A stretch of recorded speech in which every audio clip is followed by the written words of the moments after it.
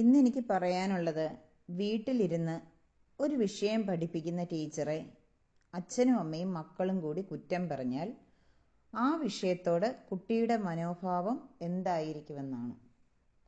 ഞാനൊരു ടീച്ചർ എന്ന നിലയിൽ ഒരു സ്കൂളിൽ വർക്ക് ചെയ്യുമ്പോൾ പലപ്പോഴും ഓടിപ്പാഞ്ഞു വരുന്ന പേരൻസിനെ കണ്ടിട്ടുണ്ട്.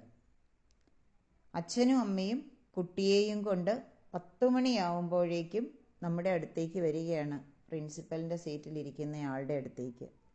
എന്നിട്ട് ഏതെങ്കിലും ഒരു അധ്യാപികയെക്കുറിച്ച് കുറ്റം പറയും. എന്നിട്ട് കുട്ടിയെ കൊണ്ട് പറയിപ്പിക്കാൻ നോക്കും, എന്ത് പറഞ്ഞു, എങ്ങനെ പറഞ്ഞു എന്ന്. സത്യത്തിൽ കുട്ടി ഒരധ്യാപിക എന്തെങ്കിലും തിരുത്തലുകൾ കൊടുത്താൽ അതിനെ കുട്ടി കാണുന്ന ആ വേർഷനാണ് അച്ഛനും അമ്മയും പ്രതികരിക്കുന്നതായിട്ട് ഞാൻ കണ്ടത്. ഒരു ദിവസം ഞാൻ ഒരു അമ്മയോടും അച്ഛനോടും പറയുകയുണ്ടായി, നിങ്ങൾ എൻ്റെ അരികിൽ വരൂ. അവരെ മാറ്റിയിരുത്തി. അവസാനം കുട്ടിയോട് ക്ലാസ്സിൽ പോകാൻ പറഞ്ഞു. എന്നിട്ട് അവരോട് കുട്ടി പറഞ്ഞ് ഓരോ കാര്യങ്ങളെയും ഞാൻ ഡീകോഡ് ചെയ്ത് അവർക്ക് പറഞ്ഞു കൊടുത്തപ്പോൾ അവർക്ക് മനസ്സിലായി, കുട്ടിയുടെ ഉള്ളിൽ കയറിയ ആ ഒരു ഭാവനയിൽ നിന്നും കുട്ടി ഉണ്ടാക്കിയ ഒരു കഥയായിരുന്നു അധ്യാപികയുടേതെന്ന്. നേരിട്ട് കണ്ടാൽ അധ്യാപികയെ അടിച്ചു കളയുമെന്നുള്ള മട്ടിലാണ് ഈ മാതാപിതാക്കൾ എൻ്റെ അരികിൽ വന്നത്. അവസാനം അവർ സോറി പറഞ്ഞിട്ടാണ് പോയത്. ഞാൻ പറഞ്ഞു, കുട്ടി ഇനി ആ വിഷയം ഒരിക്കലും പഠിക്കുകയില്ല എന്നുള്ളത് നിങ്ങൾ മനസ്സിലാക്കിക്കോളൂ എന്ന് പറഞ്ഞു. ഇതിൻ്റെ സയൻറ്റിഫിക്കായ കാര്യം എന്താണെന്ന് നമുക്കൊന്ന് നോക്കാം. മക്കൾക്ക് പഠനത്തിൽ താല്പര്യം കുറയുന്നതിൻ്റെ കാര്യം പലപ്പോഴും മടിയായിരിക്കില്ല, മൊബൈലായിരിക്കില്ല, കുട്ടിയുടെ വീട്ടിൽ നിന്ന് കേൾക്കുന്ന ഒരു വാചകമായിരിക്കും. ആ ടീച്ചർ ശരിയല്ല,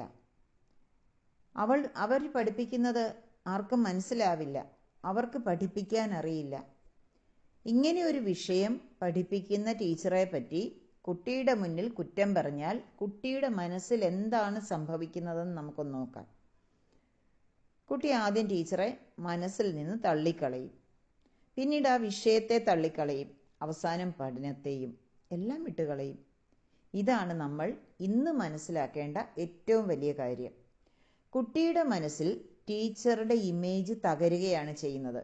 ഒരു കുട്ടിക്ക് ടീച്ചർ എന്നത് ഒരു വ്യക്തി മാത്രമല്ല, അറിവിലേക്ക് കൈ പിടിച്ച് കൊണ്ടുപോകുന്ന ഒരു വഴിയാണ്.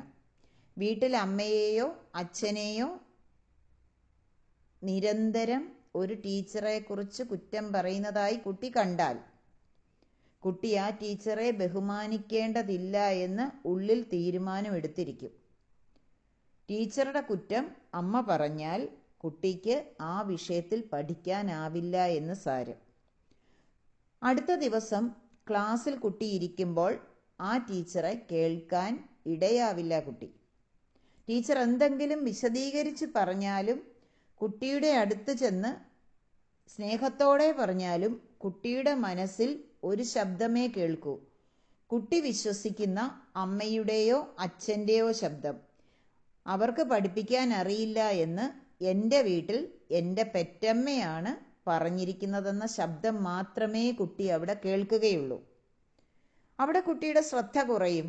ശ്രദ്ധ കുറഞ്ഞാൽ മനസ്സിലാക്കാനുള്ള താല്പര്യവും കുറയും. മനസ്സിലാക്കൽ കുറഞ്ഞാൽ ആ വിഷയം കുട്ടിക്ക് ഡിഫിക്കൽട്ടായി തോന്നുകയും ചെയ്യും. ടീച്ചർ റിജക്ഷൻ സബ്ജക്റ്റ് റിജക്ഷനായി മാറുമെന്നർത്ഥം. കുട്ടികളുടെ മനസ്സ് വളരെ സൂക്ഷ്മമാണ്. അവർക്ക് ഓരോ കാര്യങ്ങളും വേർതിരിച്ച് കാണാൻ എപ്പോഴും കഴിയില്ല. നമ്മൾ മുതിർന്നവരെ പോലെയല്ല കുട്ടികളുടെ മനസ്സ്.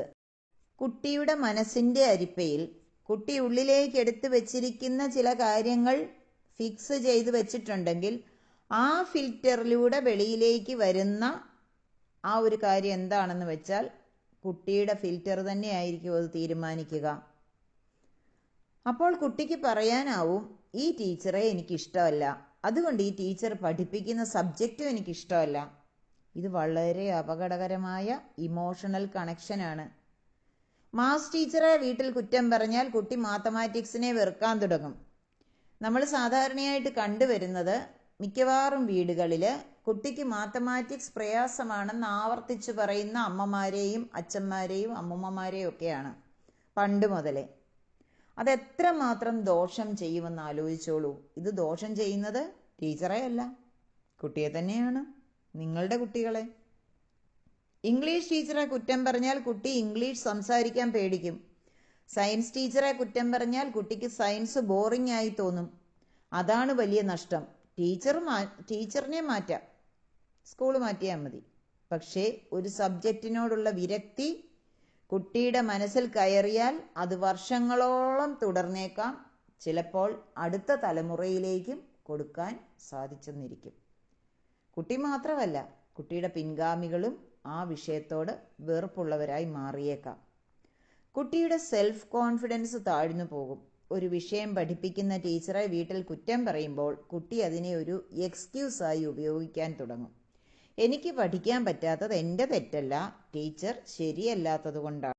ആദ്യമൊക്കെ ഇത് ചെറിയ ആശ്വാസം പോലെ തോന്നും. പക്ഷേ പിന്നീട് ഇത് കുട്ടിയുടെ സെൽഫ് കോൺഫിഡൻസിനെ തകർക്കും. കുട്ടി ശ്രമിക്കാതെ ഇരിക്കാൻ തുടങ്ങും. കാരണം അവൻ്റെ മനസ്സിൽ ഇതിനകം ഒരു കാരണം കിട്ടിയിട്ടുണ്ട്. എനിക്ക് ഈ സബ്ജക്റ്റ് പറ്റില്ല, എനിക്ക് പഠിക്കാൻ പറ്റില്ല, ആ ടീച്ചർ മോശമായതുകൊണ്ടാണ് എനിക്ക് പഠിക്കാൻ പറ്റാത്തത്, അതുകൊണ്ട് ഞാൻ ആ സബ്ജക്റ്റിൽ വീക്കാണ്. ഇവിടെ കുട്ടിയുടെ ഉള്ളിൽ ഒരു ലിമിറ്റിംഗ് ബിലീഫാണ് ഉണ്ടാവുന്നത്. വീട്ടിലെ ഭാഷ കുട്ടിയുടെ പഠനഭാവി തീരുമാനിക്കുന്നു. നമ്മൾ വീട്ടിൽ പറയുന്ന ഓരോ വാക്കും കുട്ടിയുടെ മനസ്സിൽ വിത്തായി വീഴും. ഒരു വിത്ത് മണ്ണിൽ വീണാൽ ഉടനെ അത് മരമാകണമെന്നില്ല. പക്ഷേ ദിവസേന വെള്ളം കിട്ടുമ്പോൾ അത് വളരും. അതുപോലെ ആ ടീച്ചർ ശരിയല്ല എന്ന വാക്ക് ഒരിക്കൽ കേട്ടാൽ തന്നെ വലിയ പ്രശ്നമാവണമെന്നില്ല. പക്ഷേ പലതവണ കേട്ടാലോ അത് കുട്ടിയുടെ മനസ്സിൽ വിശ്വാസമായി മാറും. പിന്നീട് കുട്ടി പറയും, എനിക്ക് ആ സബ്ജക്റ്റ് ഇഷ്ടമല്ല. അപ്പോൾ നമ്മൾ ചോദിക്കും, എന്തുകൊണ്ട് ഇഷ്ടമില്ല? പക്ഷേ അതിൻ്റെ ആദ്യ വിത്ത് ചിലപ്പോൾ കുട്ടിയുടെ വീട്ടിൽ തന്നെ ആയിരിക്കും നട്ടിട്ടുണ്ടാവുക. എല്ലാവരും മനുഷ്യരാ. ടീച്ചർമാർക്ക് ഒരുപാട് കുറവുകളുണ്ടാവും, കുറ്റങ്ങളുണ്ടാവും. പക്ഷേ കുട്ടിയുടെ മുന്നിൽ പഠനത്തിൻ്റെ വില കുറയ്ക്കരുത്. ഇവിടെ ഒരു കാര്യം വളരെ വ്യക്തമായി പറയാം. എല്ലാ ടീച്ചറും പെർഫെക്റ്റ് ആവണമെന്നില്ല, എല്ലാ സ്കൂളും പെർഫെക്റ്റ് ആവണമെന്നില്ല. പക്ഷേ പഠിപ്പിക്കുന്ന രീതിയിൽ വ്യത്യാസങ്ങൾ ഉണ്ടാവുമെന്നുള്ളത് മനസ്സിലാക്കുക. കാരണം ഓരോ വ്യക്തിയും വ്യത്യസ്തമായതുകൊണ്ട് തന്നെ ഒരേ സബ്ജക്റ്റ് 5 പേര് പഠിപ്പിച്ചാൽ 5 തരത്തിലായിരിക്കും. എല്ലാ കുട്ടികൾക്കും ഈ 5 രീതിയും ഉൾക്കൊള്ളാൻ പറ്റണമെന്നില്ല. 5 ടീച്ചർമാരെയും 5 കുട്ടികൾക്ക് ഇഷ്ടമായെന്ന് വരാം. ചിലപ്പോൾ 5 പേർക്കും ഇഷ്ടമായില്ലെന്നും വരും. പക്ഷേ ഈ പ്രശ്നം പരിഹരിക്കേണ്ടത് കുട്ടിയുടെ മനസ്സിൽ പഠനത്തോട് വെറുപ്പുണ്ടാക്കിക്കൊണ്ടല്ല. അച്ഛനും അമ്മയ്ക്കും ഇങ്ങനെ പറയാം, നിനക്ക് ടീച്ചറുടെ മെത്തേഡ് മനസ്സിലാവുന്നില്ലെങ്കിൽ നമുക്ക് മറ്റൊരു രീതിയിൽ പഠിക്കാം. നിനക്ക് അഥവാ മനസ്സിലായില്ലെങ്കിൽ നിനക്ക് ആ ടീച്ചറോട് തന്നെ മനസ്സിലായില്ല ടീച്ചറെ, കുറച്ചുകൂടി സിമ്പിളായി പറഞ്ഞു തരാമോ എന്ന് ചോദിക്കാം. ടീച്ചറിന് സന്തോഷമേ ഉണ്ടാവുള്ളൂ. ടീച്ചറിൻ്റെ മെത്തേഡ് മനസ്സിലായില്ല എങ്കിൽ ആ ടീച്ചറിനൊന്നും അറിയില്ല എന്ന് ആവർത്തിക്കരുത്. ഈ 2 വാചകങ്ങൾ തമ്മിൽ വളരെയേറെ വ്യത്യാസമുണ്ട്. ആദ്യത്തെ വാചകം കുട്ടിക്ക് സൊല്യൂഷനാണ് കൊടുക്കുന്നത്. രണ്ടാമത്തെ വാചകം കുട്ടിക്ക് റിജക്ഷൻ കൊടുക്കുന്നു. കുട്ടിക്ക് കൊടുക്കേണ്ട ശരിയായ മെസ്സേജ്, കുട്ടി ഒരു സബ്ജക്റ്റിൽ ബുദ്ധിമുട്ട് പറയുമ്പോൾ വീട്ടിൽ നിന്ന് ഇങ്ങനെ കൊടുക്കണം. ഈ സബ്ജക്റ്റ് നിനക്കിപ്പോൾ ബുദ്ധിമുട്ടായി തോന്നിയേക്കാം, പക്ഷേ ഇത് പഠിക്കാൻ നിനക്ക് സാധിക്കും. ഒരു ടീച്ചർ ഒരു വഴിയാണ്. പഠനം നിന്റെ ജീവിതത്തിന് വേണ്ടിയുള്ള ശക്തിയാണ്. നമുക്കിത് ചെറിയ ചെറിയ സ്റ്റെപ്സായിട്ട് പഠിക്കാം. നിങ്ങൾ കുട്ടിയുമായി സ്കൂളിൽ ചെന്നിട്ട് ഈ കുട്ടിയുടെ പ്രശ്നം എന്താണെന്ന് പ്രശ്നമെന്ന രീതിയിൽ തോന്നാത്ത മട്ടിൽ ടീച്ചറോട് പറയുക. കുട്ടിയെ കൊണ്ട് തന്നെ പറയിപ്പിക്കുക. ഇന്നത്തെ കാലത്ത് ട്രെയിനിങ് കിട്ടിയ അധ്യാപകരാണ് എല്ലാ സ്കൂളുകളിലും. അവർക്ക് തീർച്ചയായിട്ടും നിങ്ങളുടെ കുട്ടിയെ സഹായിക്കാനാവും. അവർക്കഥവാ ഒരു രീതി കിട്ടിയില്ല എങ്കിൽ അവരുടെ ക്ലസ്റ്ററിൽ ചർച്ച ചെയ്തുകൊണ്ട് കുഞ്ഞുങ്ങൾക്ക് സഹായം എത്തിക്കുകയും ചെയ്യും. അങ്ങനെയുള്ള വാട്സാപ്പ് ഗ്രൂപ്പുകളും മറ്റും നമുക്ക് ക്ലസ്റ്ററിൽ നിന്ന് തരാറുണ്ട്. അത് ഞങ്ങൾ ബയോളജിയുടെയൊക്കെ ഗ്രൂപ്പിൽ അത് ചർച്ച ചെയ്യാറുണ്ട്. അങ്ങനെ ഞങ്ങൾ അതിൻ്റെ റിസൾട്ട് എടുക്കാറുണ്ട്. ഇത് സാധിക്കാത്ത ഒരു കാര്യമല്ല. പക്ഷേ കുട്ടി പറയുന്നതിനെ അതേപടി എടുത്തിട്ട് മുന്നോട്ട് പോവാണ്ടിരിക്കുക. കാരണം കുട്ടിക്ക് കുട്ടിയുടെ ഫിൽറ്ററിലേ കാണാൻ സാധിക്കുകയുള്ളൂ. അങ്ങനെ ഒരു ഹെൽപ്പ് സ്കൂളിൽ നിന്ന് കിട്ടുമെന്ന് മനസ്സിലാക്കി കഴിഞ്ഞാൽ തീർച്ചയായിട്ടും കുട്ടിക്ക് ഒരു ധൈര്യം ഉണ്ടാവും. എനിക്കെന്ത് ബുദ്ധിമുട്ടുണ്ടായാലും എനിക്ക് പഠിക്കാനുള്ള സഹായം എൻ്റെ സ്കൂളിൽ നിന്ന് ടീച്ചേഴ്സ് തന്നെ തരുമെന്ന്. അതാണ് കുട്ടിയുടെ ഗ്രോത്ത് മൈൻഡ് സെറ്റ്. കുറ്റം പറയുന്നതിന് പകരം പേരൻസ് ചെയ്യേണ്ടത്, കുട്ടിക്കൊരു സബ്ജക്റ്റ് ബുദ്ധിമുട്ടാണെങ്കിൽ ആദ്യം കുട്ടിയെ കേൾക്കുക. നിനക്ക് ഏത് ഭാഗമാണ് മനസ്സിലാവാത്തതെന്ന് ചോദിക്കുക. ടീച്ചർ പഠിപ്പിക്കുമ്പോൾ നീ എവിടെയായിരുന്നു ശ്രദ്ധിച്ചിരുന്നതെന്ന് ചോദിക്കുക. ചിലപ്പോൾ അവിടെയും പ്രശ്നം ഉണ്ടാവാം. ഏത് ഭാഗമാണ് കുട്ടിക്ക് കൺഫ്യൂഷൻ ഉള്ളതെന്ന് ചോദിക്കുക. ഈ ചാപ്റ്റർ ഒരു കഥ പോലെ പറഞ്ഞു തന്നാൽ നിനക്ക് പഠിക്കാമോ എന്ന് ചോദിക്കുക. 10 മിനിറ്റ് കൊണ്ട് കുട്ടിയോട് അതൊരു കഥ പോലെ പറഞ്ഞു കൊടുക്കാൻ അച്ഛനും അമ്മയും തയ്യാറാവുക. അച്ഛനോ അമ്മയോ ഒരാളായിരിക്കണം അത് ചെയ്യേണ്ടത്. 2 പേര് പറയരുത്, കാരണം കൺഫ്യൂഷൻ ആവും. അതിൽ ആർക്കാണോ കഥയുടെ രൂപത്തിൽ അത് പറഞ്ഞു കൊടുക്കാൻ സ്കില്ലുള്ളത് അവർ പറഞ്ഞു കൊടുക്കുക. കുട്ടിയുടെ മനസ്സ് തുറന്ന് സംസാരിക്കാൻ കുട്ടിയെ അനുവദിക്കണം. പിന്നീട് ആവശ്യമുണ്ടെങ്കിൽ ടീച്ചറോട് ശാന്തമായി സംസാരിക്കാം, സ്കൂളിൽ സംസാരിക്കാം. പക്ഷേ കുട്ടിയെ ആരുടെ മുന്നിലും ഇടിച്ചു താഴ്ത്തി സംസാരിക്കരുത്. കുട്ടിയുടെ മുന്നിൽ ടീച്ചറെ താഴ്ത്തിക്കെട്ടി സംസാരിക്കരുത്. കാരണം കുട്ടിക്ക് സ്വയം തകർന്നാലും ടീച്ചർ തകർന്നാലും അനുഭവിക്കുന്ന ഒരവസ്ഥയുണ്ട്, സ്വന്തം പഠനം തകരുക എന്ന അവസ്ഥ. നമ്മുടെ ലെറ്റ്യൂഡ് ലേണിംഗ് ഫെസ്റ്റിവലിൽ നമ്മൾ കുഞ്ഞുങ്ങളെ പ്രഷർ ചെയ്ത് പഠിപ്പിക്കാനല്ല സഹായിക്കുന്നത്. കുട്ടികളുടെ ഉള്ളിൽ പഠനത്തോട് സ്നേഹം ഉണ്ടാക്കിയെടുക്കാനാണ് ആദ്യം. അതിനായി നമ്മൾ പഠിക്കേണ്ടത് വീട്ടിലെ ഭാഷ മാറുക, കുട്ടിയുടെ പഠന മനോഭാവം മാറ്റിയെടുക്കുക.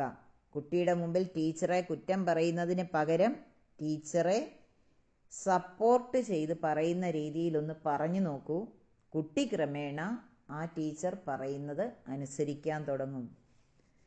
അഥവാ നിങ്ങൾക്ക് എന്തെങ്കിലും കൺഫ്യൂഷൻ ഉണ്ടെങ്കിൽ ടീച്ചറോട് സൗമ്യമായി നേരിട്ട് സംസാരിക്കുക. കുട്ടിക്ക് മനസ്സിലാക്കി കൊടുക്കുക, നിന്റെ രീതിയിൽ പഠിക്കാൻ നിന്നെ സഹായിക്കും ഞങ്ങളും ടീച്ചറും. നിന്റെ പഠനം നിന്റെ മാത്രം ജീവിതത്തിൻ്റെ ഉത്തരവാദിത്തമാണ്. ടീച്ചർമാരും അച്ഛനമ്മമാരും സഹായികൾ മാത്രമാണ്. ഇത് കുട്ടി ബോധ്യപ്പെട്ടെങ്കിൽ മാത്രമേ കുട്ടി പഠനത്തിന് തയ്യാറാവുകയുള്ളൂ. നമുക്ക് കുട്ടിയെ പഠനത്തിന് മുന്നൊരുക്കം നടത്തിച്ച് വേണം സ്കൂളിൽ വിടാൻ. പുസ്തകങ്ങൾ വാങ്ങി പൊതിഞ്ഞു വെക്കുന്നതല്ല പഠനത്തിനുള്ള മുന്നൊരുക്കം. നല്ല വാട്ടർ ബോട്ടിൽ വാങ്ങുന്നതല്ല, ചോറ്റുപാത്രം വാങ്ങുന്നതല്ല, കുട വാങ്ങുന്നതല്ല, യൂണിഫോം വാങ്ങുന്നതല്ല. അതിനപ്പുറത്ത് അമ്മ, അച്ഛൻ, കുടുംബത്തിലെ മുതിർന്നവർ എല്ലാവരും കുടുംബത്തിൽ ശാന്തമായ അന്തരീക്ഷം ഉണ്ടാക്കിയെടുക്കുവാൻ ആരംഭിക്കുന്നിടത്താണ് കുട്ടിയുടെ അടുത്ത അധ്യയന വർഷത്തിനുള്ള മുന്നൊരുക്കം ആരംഭിക്കുന്നത്. നമുക്ക് കൂടുതൽ അറിയാൻ stay tuned. It's me Sudha Chandran. Thank you, love you, bless you.